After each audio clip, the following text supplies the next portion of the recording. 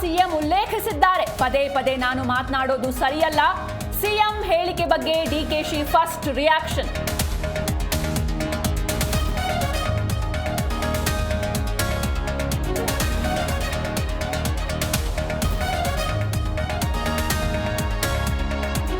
CM ಅವರು 5 ವರ್ಷ 10 ವರ್ಷ ಇರ್ತಾರೋ ಗೊತ್ತಿಲ್ಲ. ಸಿದ್ದರಾಮಯ್ಯ ನಂತರ ಡಿಕೆಶಿಗೆ ಅವಕಾಶ ಕೊಡಬೇಕು. ಸಿಎಂಗೆ ಮಾಗಡಿ ಶಾಸಕ ಎಚ್.ಸಿ. ಬಾಲಕೃಷ್ಣ ಟಾಂಗ್.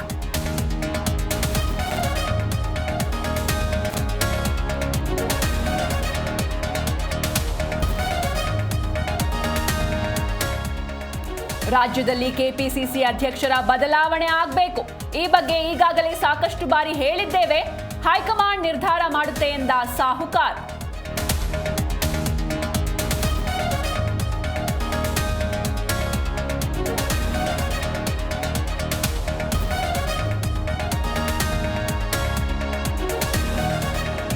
ಇಂದೇ ಫೈನಲ್ ಆಗುತ್ತಾ ಬಿಜೆಪಿ ರಾಜ್ಯಾಧ್ಯಕ್ಷರ ಆಯ್ಕೆ.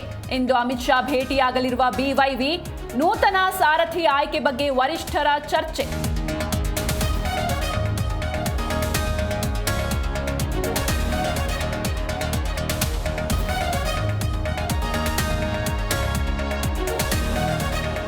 ಧಾರವಾಡದ ಕಂಠಿಗಲ್ಲಿಯಲ್ಲಿ ಚಾಕು ಇರಿತ ಕೇಸ್. ಪೊಲೀಸರಿಂದ ಚಾಕು ಇರಿದ ಆರೋಪಿ ಕಾಲಿಗೆ ಗುಂಡೇಟು. ಜಿಲ್ಲಾಸ್ಪತ್ರೆಗೆ ಆಯುಕ್ತ ಎನ್ ಶಶಿಕುಮಾರ್ ಭೇಟಿ.